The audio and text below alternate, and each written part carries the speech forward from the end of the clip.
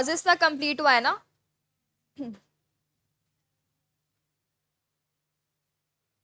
ठीक है, इसके बाद बनाओ फॉर्म, नहीं forms of MOA. MOA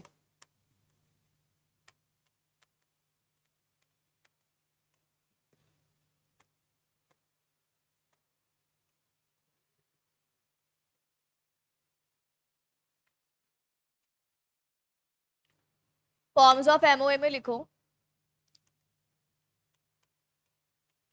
table A. Table A में लिखो MOA of company limited by shares.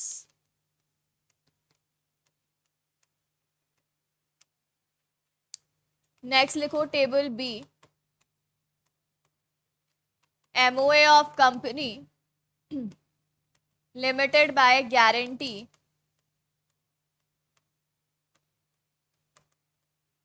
Not having share capital.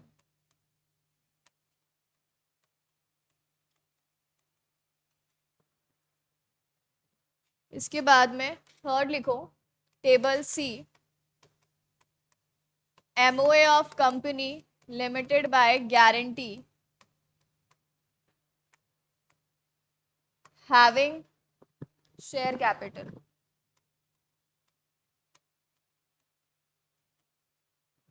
Next लिखो table D MOA of unlimited company not having share capital, and table E MOA of unlimited company having share capital।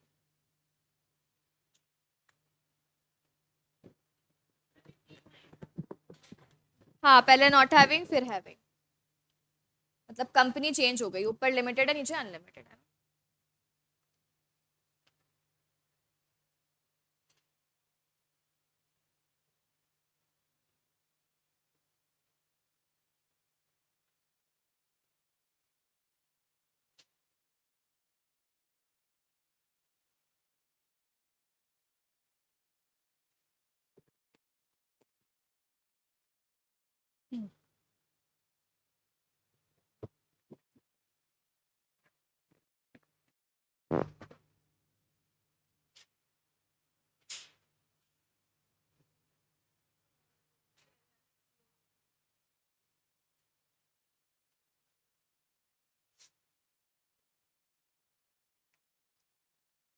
लिख लिया?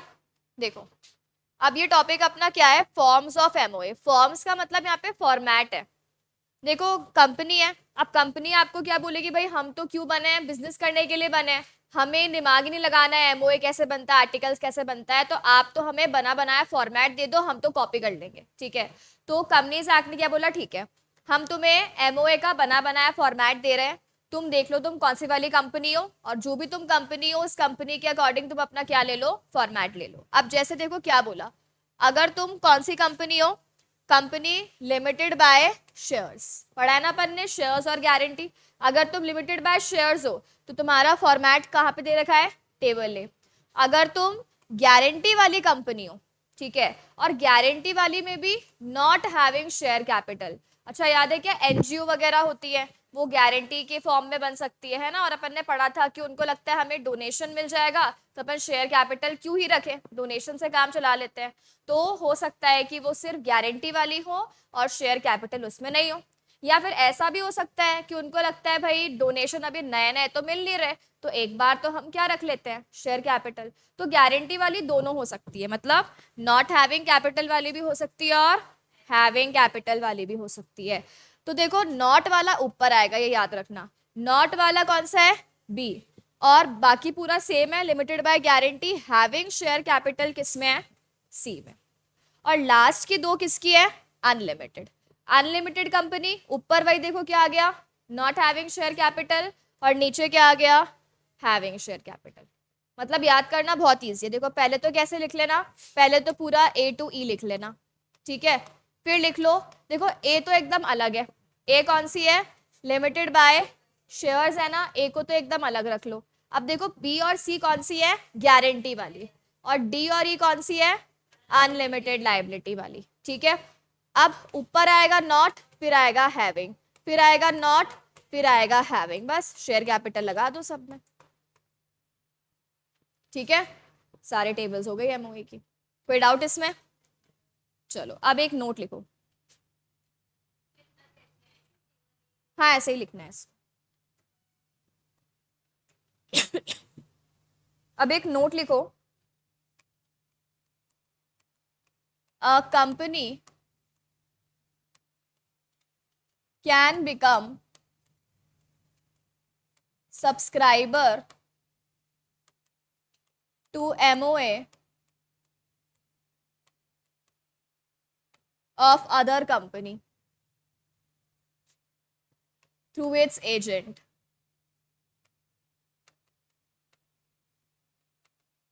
Note number 2. A minor cannot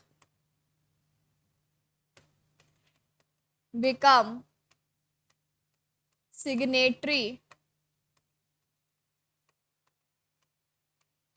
to MOA. Guardian of minor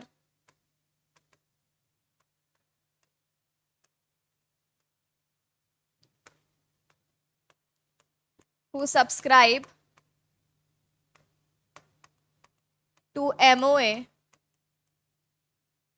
on his behalf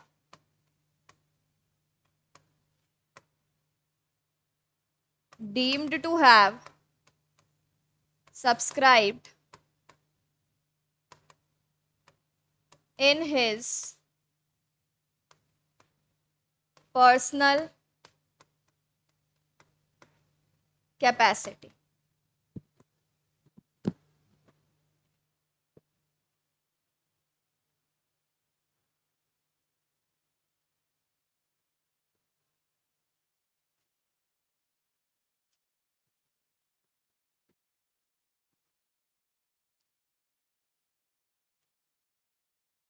इसके बाद एक note number 3 लिखो,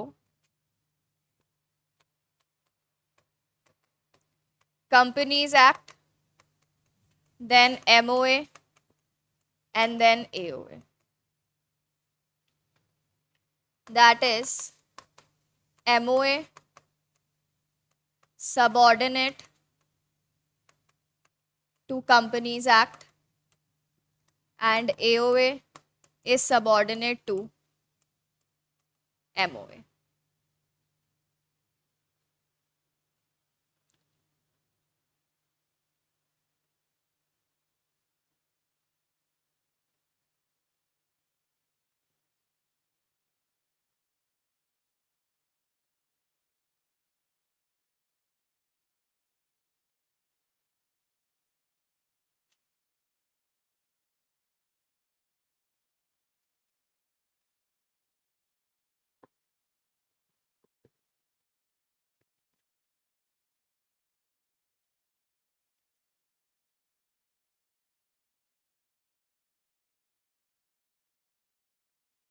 हो गया?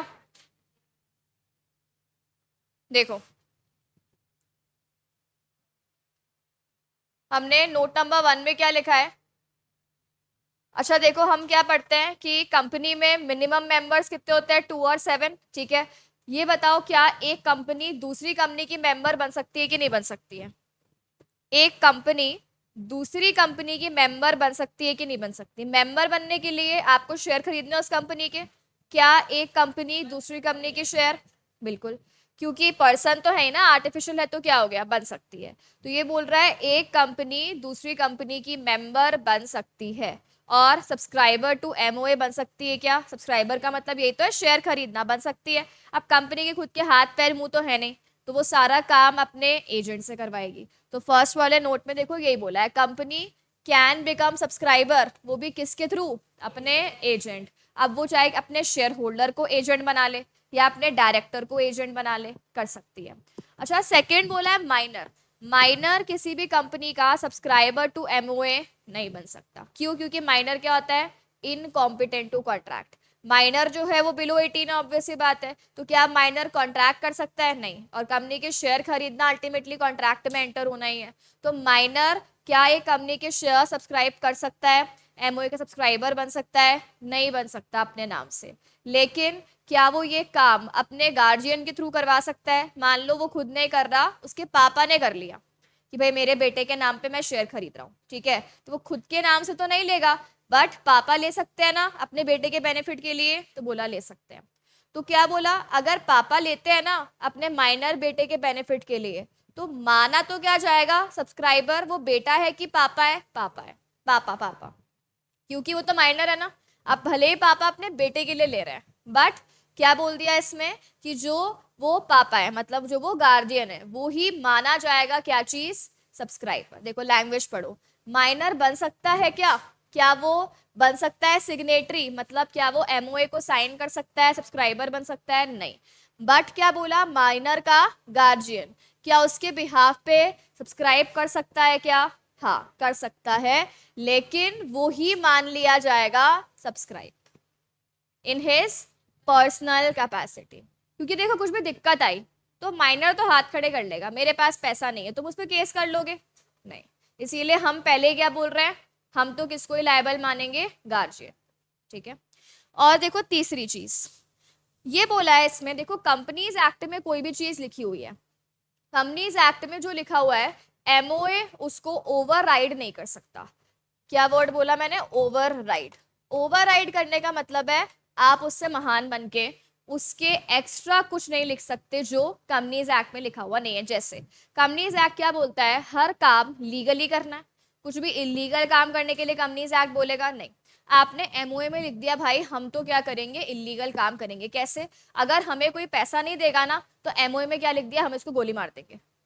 पैसा नहीं दोगे तो हम क्या मार देंगे? गोली मार देंगे। कहाँ लिखा हुआ है? एमओए। और फिर बोल रहे हो एमओए में हम लिख सकते हैं ना अपनी कितनी पावर्स है, पढ़ा है ना अपन ने, एमओए में हम क्या लिखते हैं? Powers and objects. तो क्या ऐसी आप पावर अपने आप को दे सकते हो कि गोली मार दोगे किसी को? क्योंकि वो इलीगल है। तो क्या बोला, आपका एमओए हमेशा किसके सबॉर्डिनेट होगा? Companies act. कंपनीज एक्ट होगी सुपीरियर और एमओए होगा उसका सबॉर्डिनेट। मतलब ऊपर किसको मानोगे? पहले किसकी बात मानोगे? Companies act.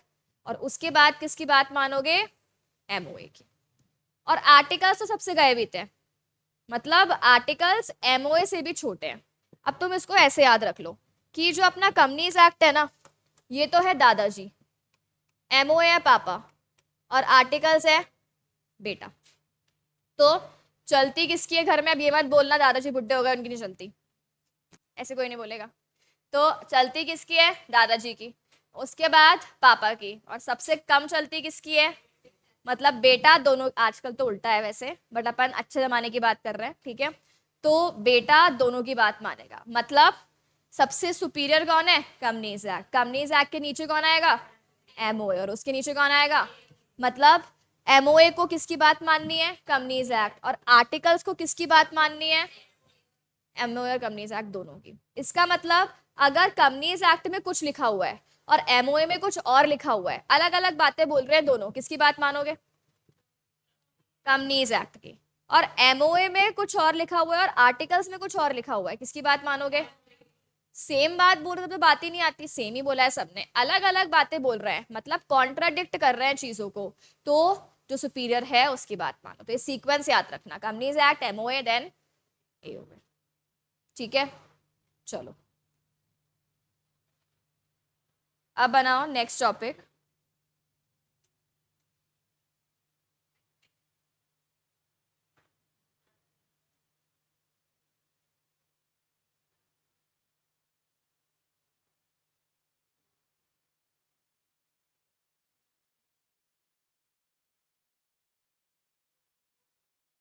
Articles of association. Articles, सिर्फ आर्टिकल्स।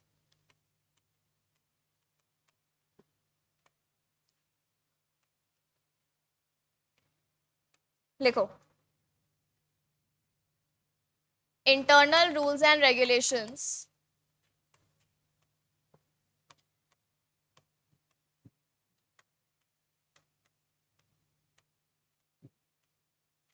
और bylaws of the company governing its internal management. Bylaws, rules and regulation को बायलॉज भी बोलते हैं. हाँ, BYE वाला बाय, बिल्कुल.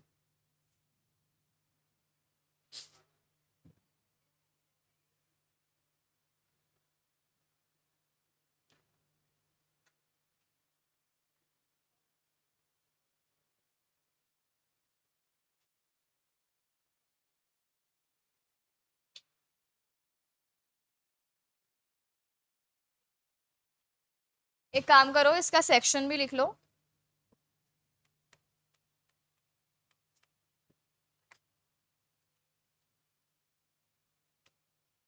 इसके बाद लिखो सेक्शन 5 provides contents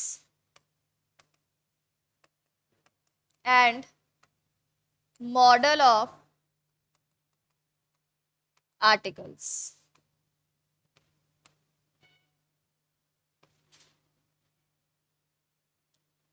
इसमें लिखो first contains regulations for companies management. Second, include matters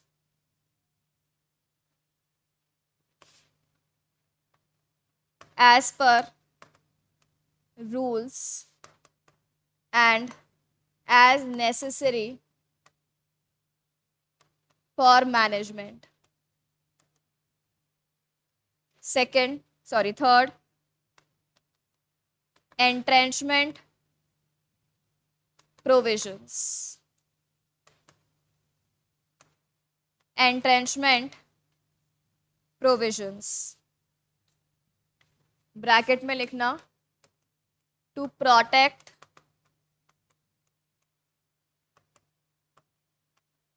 something. इसमें लिखो content. Articles may provide that entrenchment provisions. Some provisions of articles may be altered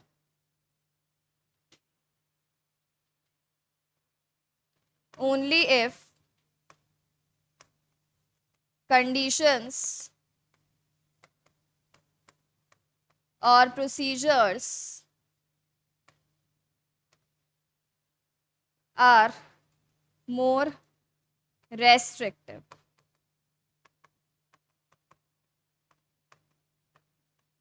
Than those applicable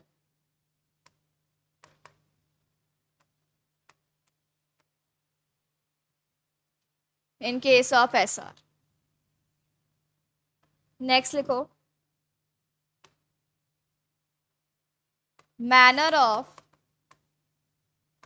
inclusion of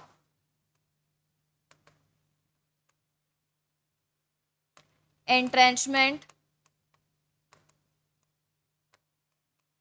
provisions. इसमें लिखो either at the time of formation of the company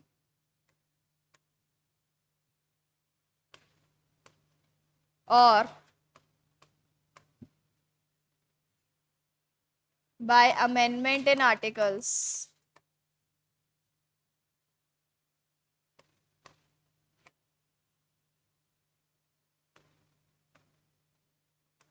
agreed by all members if private company and SR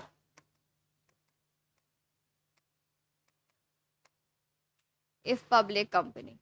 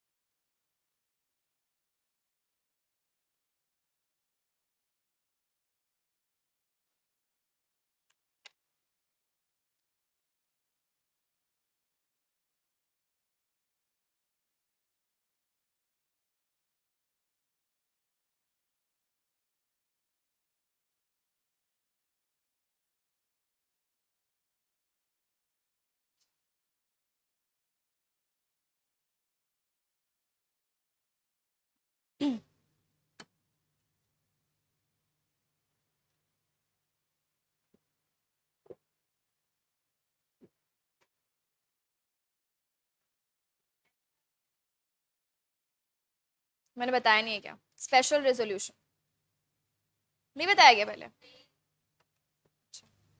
ठीक है।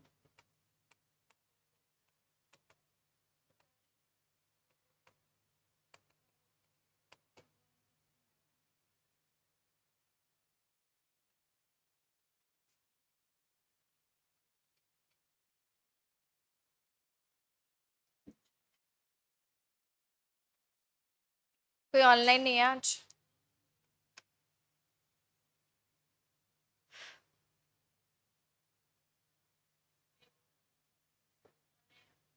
आ गई थी। लिख लिया? देखो, हमने नेक्स्ट हेडिंग क्या लिखी है? आर्टिकल्स। आर्टिकल्स क्या बताते हैं? आर्टिकल्स बताते हैं रूल्स एंड रेगुलेशन। किस चीज के लिए? कंपनी के इंटरनल मैनेजमेंट। देखो, एमओए तो बताता है बाहर वालों के साथ कैसे डील करना है, जैसे नाम क्या है, एड्रेस क्या है, ठीक है, इसके अलावा ऑब्जेक्ट क्या है, ठीक है, कैपिटल कितना है। तो एमओए में वो सारी चीजें हैं जो बाहर वालों के काम की है, और आर्टिकल्स में वो सारी चीजें हैं जो अंदर वालों के, मतलब डायरेक्टर्स के काम की है, एम्प्लॉयज के काम की है। तो इंटरनल मैनेजमेंट कैसे चलेगा, तो वो सब कुछ कहाँ लिखा हुआ है? आर्टिकल्स में लिखा हुआ है, ठीक है। अब देखो इसका सेक्शन क्या है? सेक्शन 5। अच्छा, एमओए का सेक्शन लिख लो, सेक्शन 4। देखो लिखा है क्या?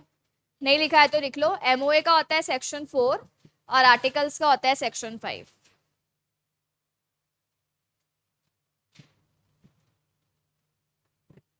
जितने सेक्शन याद हो जाए उतनी अच्छी बात है, ठीक है।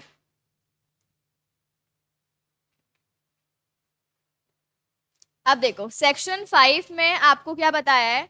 कंटेंट एंड मॉडल, मतलब आर्टिकल्स में क्या क्या चीजें लिखोगे। तो फर्स्ट पॉइंट तो रिपीट ही करा है क्या इसने? वही है क्या? Regulations for companies internal management. सारे वो मैटर जो कि किसके लिए जरूरी है? मैनेजमेंट। तो वही बात रिपीट कर रहा है। इसको लगाओ स्टार। एंट्रेंचमेंट प्रोविजन, ठीक है। अब देखो, एंट्रेंचमेंट प्रोविजन का मतलब होता है स्ट्रिक्ट प्रोविजन। अब सुनो कैसे।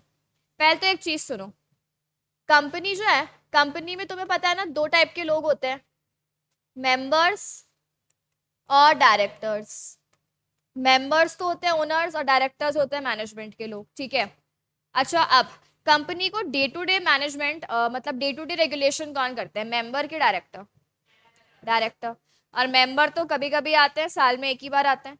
अच्छा, डायरेक्टर्स जो हैं वो जो भी बात डिसाइड करेंगे, या मेंबर जब भी आएंगे और बात डिसाइड करेंगे, तो वो कैसे डिसाइड करेंगे? फोन पे कॉल करेंगे, या इंस्टा पे डीएम करेंगे, या व्हाट्सएप करेंगे, मीटिंग करेंगे।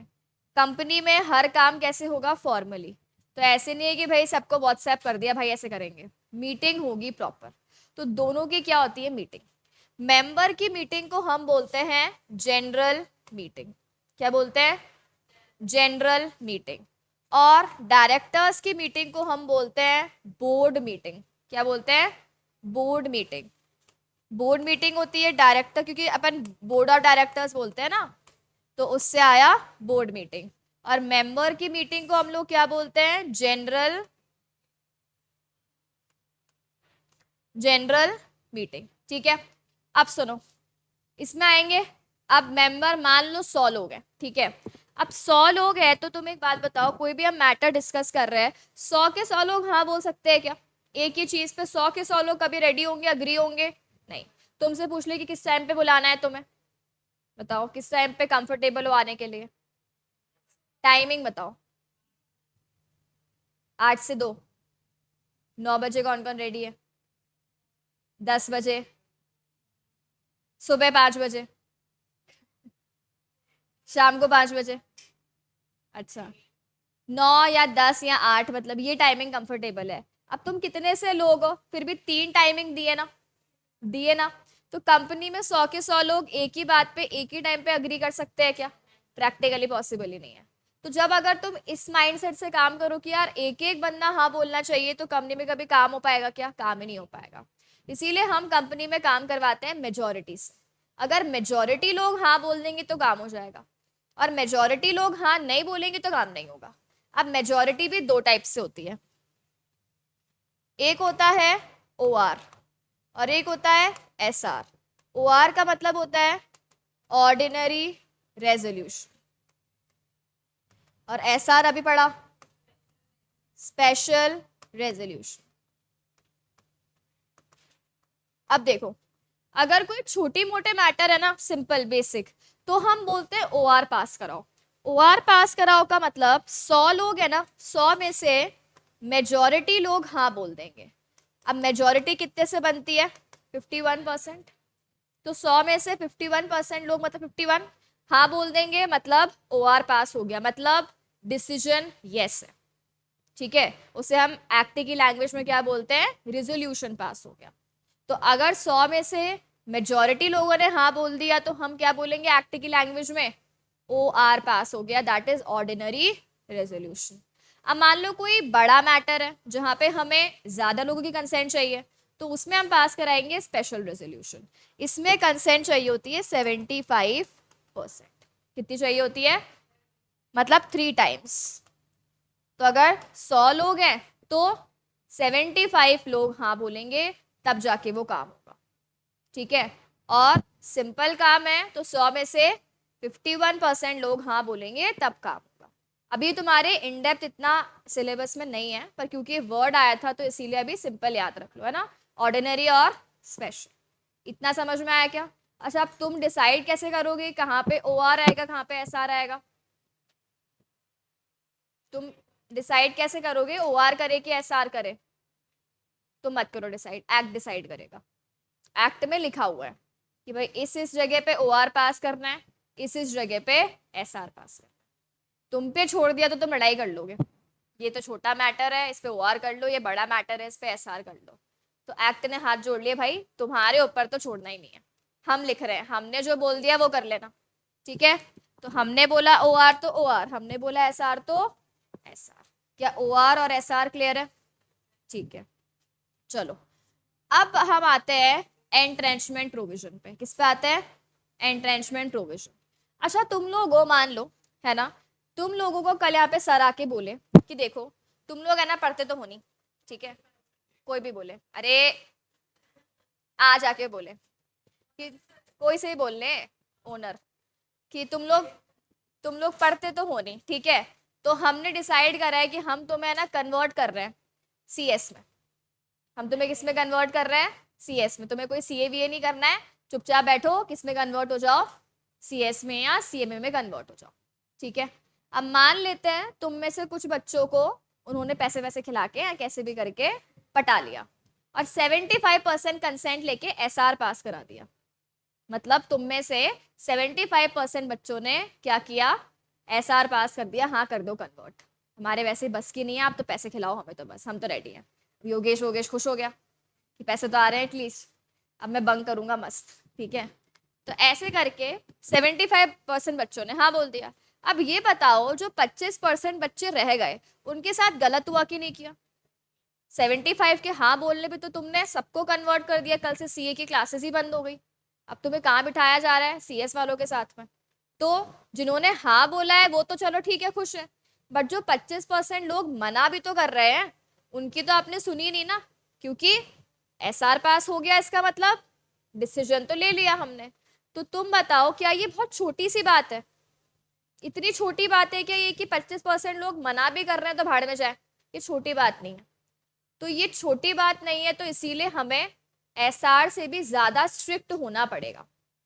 अगर हम ये बोलते भाई 100% बच्चे हाँ बोलेंगे ना तब तो हम कन्वर्ट करेंगे, एक ने भी मना कर दिया तो हम कन्वर्ट नहीं करेंगे। अब ठीक है क्या? अब ठीक है ना, क्योंकि अब किसी के साथ भी गलत नहीं होगा। अब टाइमिंग वाइमिंग की बात होती तो इतनी बड़ी बात है क्या कि अब एक एक से पूछें? मेजोरिटी बच्चे रेडी हैं, उसमें काम कर लो। तो जब बहुत बेसिक बातें होती है ना तो ओआर और एसआर से काम चल जाता है। पर जब इतनी बड़ी बड़ी डिसीजंस है ना, बहुत बड़ा मैटर है, तब हमें क्या लगता है एसआर से भी काम नहीं होगा, तो एसआर से भी ज्यादा स्ट्रिक्ट करो।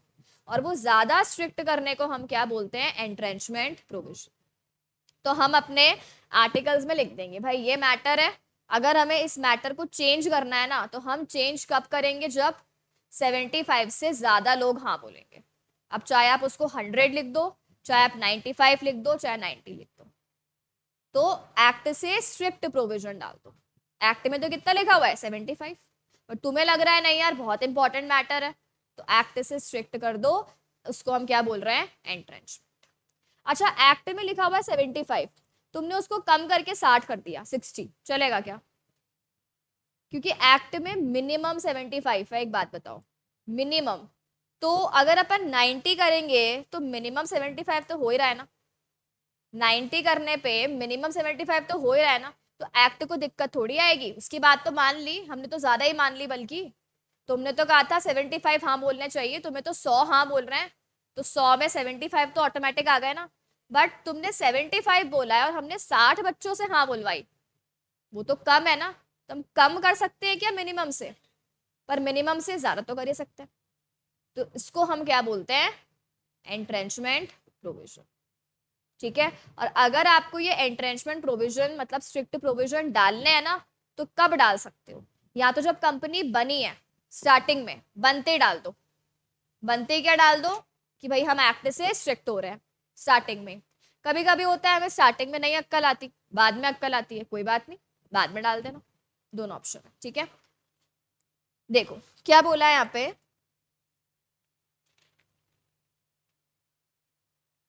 एंट्रेंचमेंट प्रोविजन हमने क्या लिखा है? To protect something. अब देखो ऑब्वियस सी बात है, हम किसको प्रोटेक्ट कर रहे हैं? वो 25% बच्चों को जिन्होंने मना किया। एसआर पास होता तो उनको मानना पड़ता ना, तो हम यहाँ पे माइनॉरिटी वाले लोगों को क्या कर रहे होते हैं? प्रोटेक्ट। ठीक है, इसीलिए हम क्या डालते हैं? एंट्रेंचमेंट। इसमें मार्क करो रेस्ट्रिक्टिव, या रेस्ट्रिक्टिव के अलावा तुम और लिख सकते हो स्ट्रिक्ट। एक्ट से भी ज्यादा स्ट्रिक्ट प्रोविजन। ठीक है, क्या हो गया खुशी?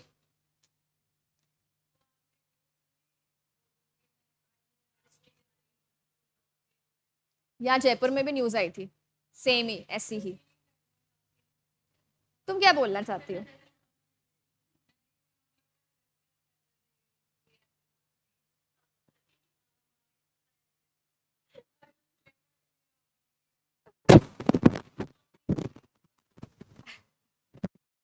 तो ऊपर बैठे हो ना, बैठे रहो। अरे चलो ठीक है, पढ़ ले, ऐसे मौत वौत की बातें नहीं करते। चलो देखो क्या बोला, आर्टिकल्स में प्रोवाइड। आर्टिकल्स में हम क्या लिख सकते हैं कि आप कोई चेंजेस कब करोगे? जब कंडीशन एक्ट से भी ज्यादा क्या है? रेस्ट्रिक्टिव यानी स्ट्रिक्ट है। ठीक है, तभी आप वो काम कर पाओगे। अब ये क्या बोल रहा है? एसआर से भी ज्यादा स्ट्रिक्ट, मतलब एसआर कितना था? 75, उससे भी ज्यादा स्ट्रिक्ट कर लो, 100 कर लो। ठीक है, फिर हमने क्या पढ़ा? देखो मैनर, कि आप ये एंट्रेंचमेंट प्रोविजन कब डाल सकते हो। तो या तो कब डाल दो? जब कंपनी बनी है, बनते ही डाल दो ना, बनते आर्टिकल से बनाए होंगे, बनते ही डाल दो। अच्छा, बनते सो रहे थे, बाद में दौरे पड़े, बाद में डालना है, बाद में डाल दो। पर बाद में डालना है ना तो अप्रूवल लेना पड़ेगा मेंबर्स से। मतलब पहले डाल दिया तो अच्छी बात है, स्टार्टिंग में हो गया, बाद में चेंज करोगे तो मेंबर से क्या लोगे? अप्रूवल। कितने मेंबर से अप्रूवल लोगे? देखो अगर प्राइवेट कंपनी है ना, तो प्राइवेट कंपनी में तो सारे के सारे मेंबर हाँ बोलने चाहिए एंट्रेंचमेंट के लिए। मतलब अगर मान लो 150 लोग हैं तो 150 हाँ बोलेंगे, 250 है तो हो सकते हैं क्या 250? 200 ही हो सकते हैं, ठीक है। जितने हैं उतने ही हाँ बोलेंगे। और अगर पब्लिक कंपनी है तो वहां पे तो कितने भी हो सकते हैं ना। अब एक बात बताओ, पब्लिक कंपनी में 1 लाख लोग हैं, तुम्हें लगता है 1 लाख का भी हाँ बोलेंगे? एक ना एक तो कलेश करेगा ही करेगा। मैं तो नहीं मान रहा, मैं तो नहीं डाल रहा स्ट्रिक्ट प्रोविजन, तुम तो इजी रहो। तो हमने क्या बोल दिया, ठीक है भाई पब्लिक में 100% तो नहीं आ सकता कभी भी, तो पब्लिक में हम SR से कर लेंगे। मतलब 75% हाँ बोल रहे हैं ना एंट्रेंचमेंट के लिए, कर लो। क्या क्या? हाँ हाँ, 75 हाँ बोलने चाहिए, ठीक है। अगर नहीं बोला, अब देखो इतने सारे लोग हैं ना, तो SR ऐसा नहीं है कि मान लो 1 करोड़ लोग हैं तो 1 करोड़ का जितने मीटिंग में आ रहे हैं ना उसका 75 लेना होता है, ठीक है। अब मीटिंग में 1000 आए हैं तो 1000 का 75, 750, ठीक है। क्लियर है यहाँ तक? क्यों? अभी तो 10 मिनट है। क्यों? 2:30 तक है ना क्लास, तो 2:20 तो हो रहे हैं अभी। अब 5 मिनट में क्या टॉपिक कराऊं? चलो 2-3 पॉइंट से कंप्लीट कर लो। कितने हो गए? 4 हो गए ना यहाँ पे। हाँ, लिखो point number 5, notice to ROC। सब जानते हैं ना ROC क्या होता है? ठीक है, हाँ हाँ, ऑफ एंट्रेंचमेंट प्रोविजन। इसके बाद लिखो next, forms of article.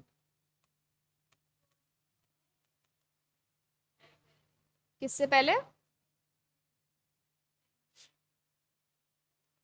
Table FGHI और J। सुनो MOA की कहां से कहां तक थे? A से लेके E तक, और ये F से लेके J तक। नहीं, 5 ही होता है। चलो ये लिखो। उसके बाद में एक डिफरेंस टेबल बनाओ। बेसिस, एक साइड लिखो MOA और एक साइड लिखो आर्टिकल्स।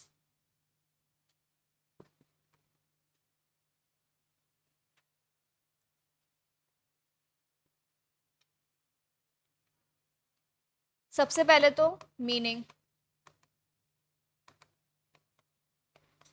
हाँ मुझे सुनाई दे रहा है, 5 मिनट तो हो गए।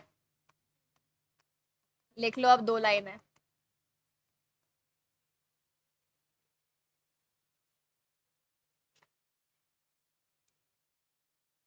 ऑब्जेक्टिव में लिखो, MOA में defines power and objects of company, and इसमें लिखना rules and regulations for internal management. इसके बाद लिखो relationship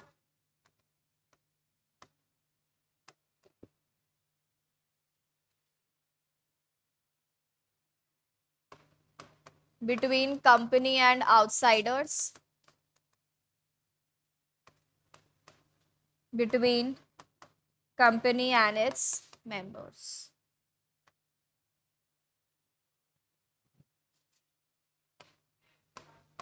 Alteration only allowed under certain cases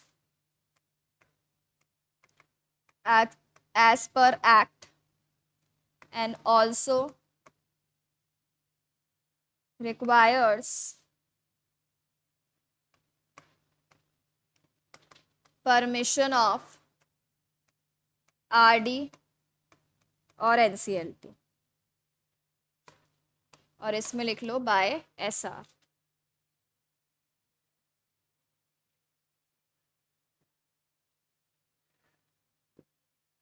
और लास्ट पॉइंट है, बस उसकी हेडिंग बनानी है, अल्ट्रा वायर्स रीजनल डायरेक्टर।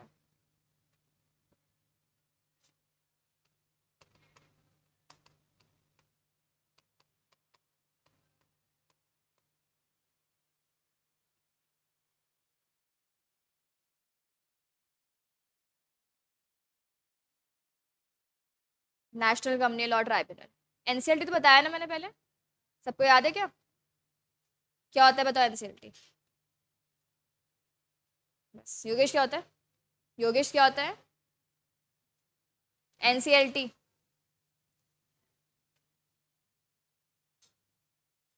दो तीन दिन पहले बताया है।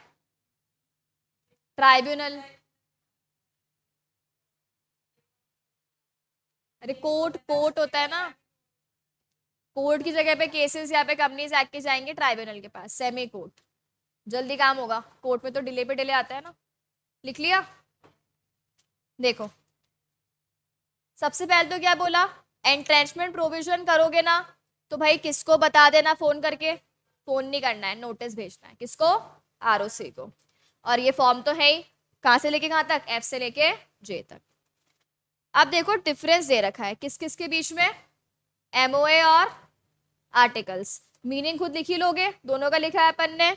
देखो उसके बाद एमओए के ऑब्जेक्टिव क्या बताता है, ये पावर्स और ऑब्जेक्ट, कंपनी क्या काम कर सकती है।